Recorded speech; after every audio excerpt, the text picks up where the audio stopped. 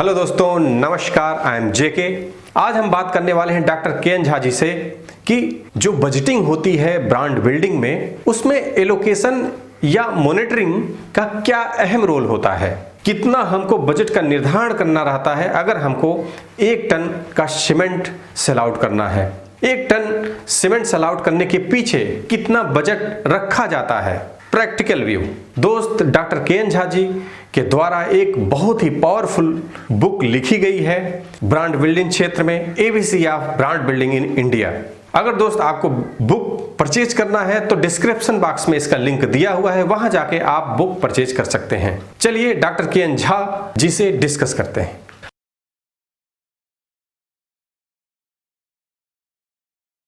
Budgeting में allocation and monitoring का क्या रोल होता है? कि बजट ये बहुत ही पर्टिनेंट क्वेश्चन है एक सफल ब्रांड मैनेजर के लिए या मार्केटिंग के मैनेजर के लिए कि बजट एलोकेशन हो जाने के बाद बजट आपका फाइनल हो गया, उसके बाद बजट को आपको डिफरेंट हेड में जो आपके इंडस्ट्री के हिसाब से सूट करता हो, जो इंडस्ट्री का ट्रेंड्स हो या आपके प्रोडक्ट्स का जो सूट करता हो, उस हेड में आपको डिवाइड करना है उस बजट को। एलोकेशन जिसकी आप बात कर रहे हैं, बजट डिफरेंट हेड में एक बार अप्रूव हो जाने के बाद डिफरेंट हेड में एलोकेट हो जाए। उसके बाद उस बजट को क्वार्टरली बजट बना दिया जाए, ताकि ये बात नहीं कि मंथ के 4th क्वार्टर के लास्ट मंथ में 12वें महीने में जाकर के पूरा बजट आपने एग्जॉस्ट कर लिया और आपको उसका बेनिफिट ऑर्गेनाइजेशन को नहीं मिला। ये पूरी जिम्मेदारी ब्रांड मैनेजर और मार्केटिंग मैनेजर की है कि बजट को पहले डिफरेंट हेड में जो आपके इंडस्ट्री के हिसाब से, आपके प्रोडक्ट के हिसाब से, आपकी मार्केट की रिक्वायरमेंट के हिसाब से सूट करता हो, उससे कंसल्ट करके उसको डिवाइड कर दें। फिर उसको 4 भागों में डिवाइड कर दें। प्रत्येक क्वार्टर का अलग-अलग कर दें। चारों क्वार्टर का अलग-अलग करके उसको अप्रूव करा करके कॉम्पिटेंट अथॉरिटी से उस बजट को रखें, एलोकेट करके करें। अब इसकी एक्टिविटी का जो है, जो बजट स्पेंडिंग का स्टार्ट करें। फर्स्ट क्वार्टर का है या सेकंड क्वार्टर का है, हर क्वार्टर का। अब तो आज के दिन में तो पूरी डिजिटलाइज हो गया है। हर एक्टिविटी का मॉनिटरिंग इलेक्ट्रॉनिकली हो जाता है, संभव है बाजार में।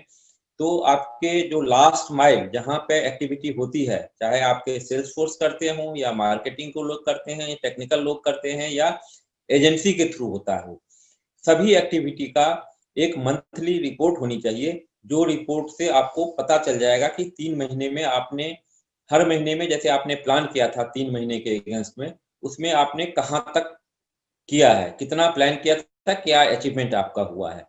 और 3 महीने का उसकी समरी, 3 महीने का एमटीडी फिगर तक बननी चाहिए कि 3 महीने का जितना बजट था उसमें आपने क्या खर्च किया है, क्या एक्टिविटी किया है, क्वांटिटी में और मनी दोनों में क्या किया है। और ये 3rd क्वार्टर तक का, एक फर्स्ट क्वार्टर का जो है बजट, वो बजट टॉप मैनेजमेंट तक जाना चाहिए हमारे हिसाब से। वैसे तो अब जाता है या ना जाता है प्रैक्टिकली नहीं, हमारे हिसाब से टॉप मैनेजमेंट तक ये बात जानी चाहिए कि हम फर्स्ट क्वार्टर में इतना काम हमने किया है और इतना हमने पैसा हमने खर्चा किया है, स्पेंड किया है। इसी तरीके से सेकंड क्वार्टर का, 3rd क्वार्टर का, हर चीज का मॉनिटरिंग होनी चाहिए। और मॉनिटरिंग होकर के उसकी लास्ट में हम देखें कि हम कितना बजट तो हम पूरा ले लेते हैं लेकिन पूरा खर्च नहीं कर पाते हैं, तो क्यों नहीं कर पाते हैं। दूसरा चीज इसमें एक चीज है कि एलोकेशन की बात हमने की, अब होता है कि मॉनिटरिंग। हमें ये देखना है कि जो एक्टिविटी हमने सेट की थी फाइनेंशियल ईयर की शुरुआत में कि हम इस क्वार्टर में ये करेंगे, सेकंड क्वार्टर में ये करेंगे, ये एक्टिविटी जब ऑन ग्राउंड होती है तो क्या ये हमारे लिए फायदादायक है, क्या इससे हमें कोई फायदा मिल रहा है, हमारे ब्रांड की विजिबिलिटी बढ़ रही है, क्या हमारा सेल्स बढ़ रहा है, क्या हमारा रियलाइजेशन बढ़ रहा है। इस पे एनालिसिस करनी चाहिए और एनालिसिस करने के बाद इसको हमें उसमें से जो इनइफेक्टिव मीडिया है उसको हटाना चाहिए, जो और उसमें नया इफेक्टिव मीडिया उसमें जोड़ना चाहिए। ये एडिशन और डिलीशन का प्रोसेस हर 3 महीने पे हमें करना चाहिए कि ये एक्टिविटी से हमें माइलेज मिल रहा है, इस एक्टिविटी से हमें माइलेज नहीं मिल रहा है। जिससे नहीं मिल रहा है उसको हटा देना चाहिए 3 महीने के बाद, 6 महीने के बाद। ये नहीं कि ये बजट में है तो हम इसको करते रहेंगे, बजट में है तो हम लास्ट तक इसको ढोते रहेंगे, भले ही इसका हमें माइलेज मिले या ना मिले। जैसे मैं आपको एग्जाम्पल एक बताता हूँ कि वैन का एक्टिवेशन होता है। कोई कंपनी 12 महीने के लिए वैन हायर करती है और आप अच्छी तरह से जानते हैं कि जो है नॉर्थ में जहाँ ठंड बहुत ज़्यादा पड़ती है, तो यहाँ नवंबर से लेकर के जनवरी के लास्ट तक या फरवरी के फर्स्ट वीक तक इतनी कड़क ठंड होती है कि सामान्य आदमी घर से बाहर नहीं निकलते हैं और ये निकलते भी हैं तो शाम को सूर्यास्त के बाद घर में चले जाते हैं। तो वैन का कोई माइलेज नहीं मिलता है ऐसे समय में। तो इस 3 महीने में जैसे वैन को विथड्रॉ कर देना चाहिए या आप अपने 9 महीने का ही प्लान करना चाहिए। दूसरा एग्जाम्पल मैं बताता हूँ कि जुलाई-अगस्त में बहुत तेज की हवा आती है। जब बारिश आती है ना, बहुत तेज जोरों की हवा आती है, स्पेशली नॉर्थ इंडिया में, तब उस समय में होर्डिंग जितने हम लगाए रहते हैं, होर्डिंग हमारा फ्लैक्स की होर्डिंग फट जाती है। तो हमें अवॉइड करना चाहिए कि इस पीरियड में, जुलाई-अगस्त के पीरियड में, जब तेज हवा और तेज पानी का झोंका चलता रहता है, उसमें होर्डिंग नहीं लगाना चाहिए। होर्डिंग लगाने से क्या होता है, होर्डिंग फट जाएगा, बार-बार फटेगा, आपकी कंपनी की पैसा और बजट वेस्टेज होगा। तो इस तरह से आपको एनालिसिस करनी चाहिए, मॉनिटरिंग का यही है।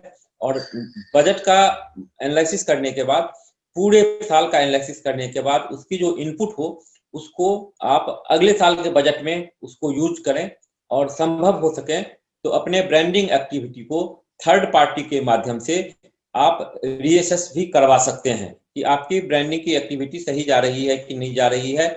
उसको आप थर्ड पार्टी किसी एजेंसी से एनालिसिस करवाइए कि कहाँ तक इफेक्टिव है।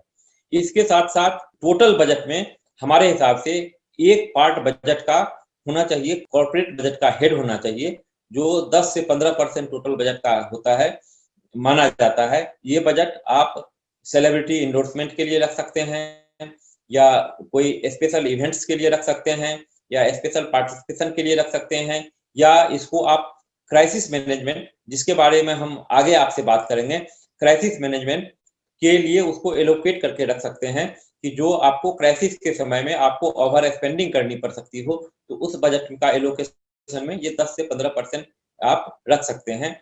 तो बजट आपका कितना भी अच्छा हो, प्लानिंग आपकी कितनी भी अच्छी हो, लेकिन यदि इसका एजुकेशन, मॉनिटरिंग और रिव्यू नहीं होगा, तो बजट का फायदा कॉर्पोरेट को, प्रोडक्ट को और नहीं मिलेगा और ब्रांड मैनेजर या मार्केटिंग मैनेजर अल्टीमेटली सक्सेस नहीं होंगे। हम एक बार पुनः इसके साथ इसको खत्म करना चाहता हूँ, इस विराम देना चाहता हूँ कि बजट स्पेंडिंग का अल्टीमेट ऑब्जेक्टिव ये होता है कि आपने सेल्स की क्वांटिटी कितनी गेन की है। दूसरा कि बजट आपने ईबिटा या प्रॉफिट मार्जिन, सेल्स से प्रॉफिट मार्जिन में सेल्स प्रॉफिट मार्जिन कितना कंपनी का बढ़ाया है। यदि ये 2 चीज आपको मिलता है तो आपका ब्रांड बिल्डिंग में बजट का रोल जो है, बजट की स्पेंडिंग जो है, सक्सेस माना जाता है। यदि ये दोनों चीज नहीं होता है तो ये सक्सेस नहीं माना जाता है। धन्यवाद। सर, अगर हम बात करते हैं बजटिंग का, तो ये जनरली क्वार्टरली बेसिस ही होता है ना कि मंथली बेसिस? जैसे हम लोग डिसाइड करते हैं कि पर टन ऑफ सीमेंट के हिसाब से इतना मेंटेनेंस कॉस्ट आता है, पर टन ऑफ सीमेंट के हिसाब से इतना इलेक्ट्रिसिटी किलोवाट आवर पर टन के हिसाब से निर्धारित होती है कि इतना आता है। तो उसी हिसाब से सर ये बजटिंग का भी होता होगा, एक थंब रूल तो होगा ही ना कि मतलब कि थंब रूल इतना अप्रोक्सीमेटली पर टन ऑफ सीमेंट बजट रखा ही जाता है, ऐसा कुछ है सर?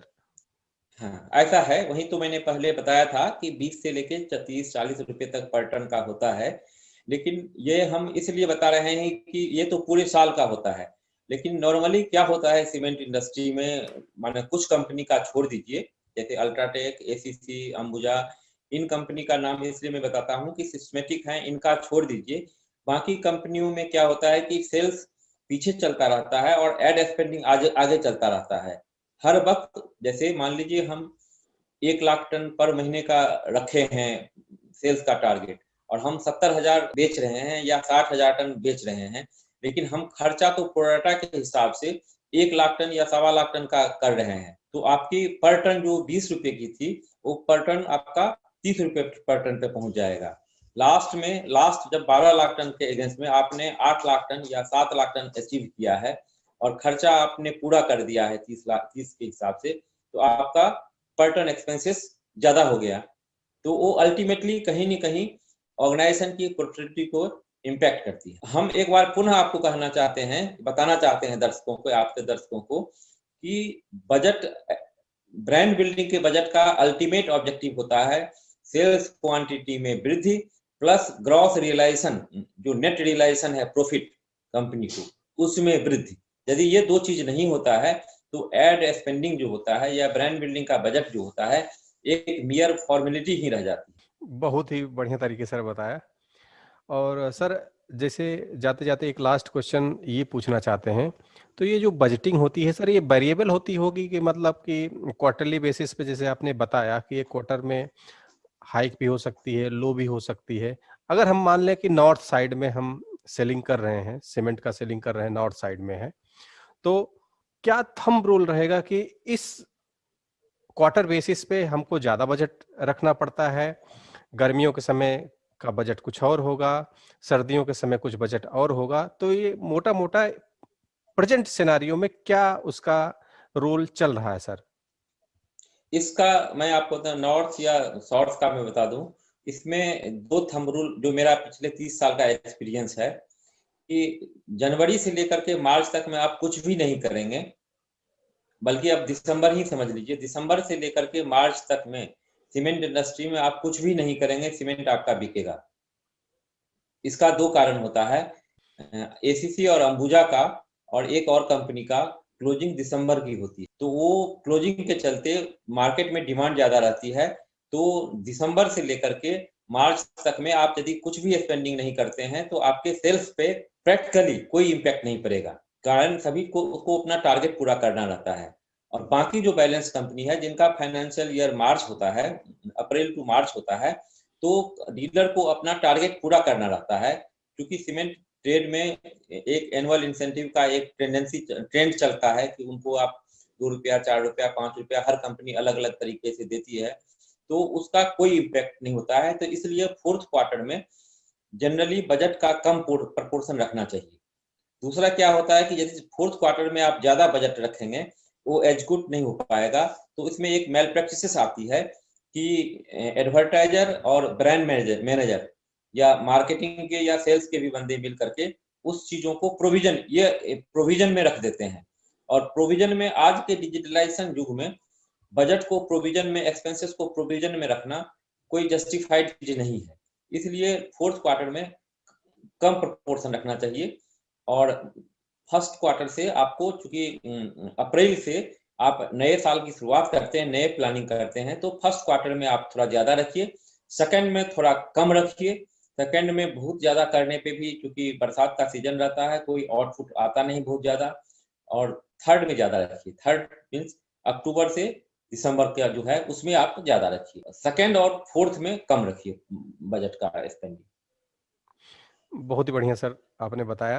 और एक क्वेश्चन बहुत ही बार मैं देखा हूँ लोग पूछते हैं सर, कि आज के डेट में जब मार्केटिंग हम करने जाते हैं, तो सबसे पहला इम्पोर्टेंट पॉइंट ये आता है कि कौन सजेस्ट करता है कि हमको एसीसी सीमेंट लेना है, हमको जेपीसी सीमेंट लेना है, या हमको लाफार्ज सीमेंट लेना है। तो देखा ये गया है, जो हमारे पॉइंट ऑफ व्यू से है, कि जो मैं सुना हूँ सर, वो बताते हैं कि जो राजमिस्त्री होते हैं, जो मिस्त्री होते हैं, वो जनरली 80% वही सजेस्ट करते हैं कि आप यही सीमेंट आप लीजिए। तो क्या सर कुछ बजटिंग मिस्त्रियों के लिए भी डिसाइड होती है कि उनको कुछ परसेंटेज मिस्त्रियों को भी दिया जाता है?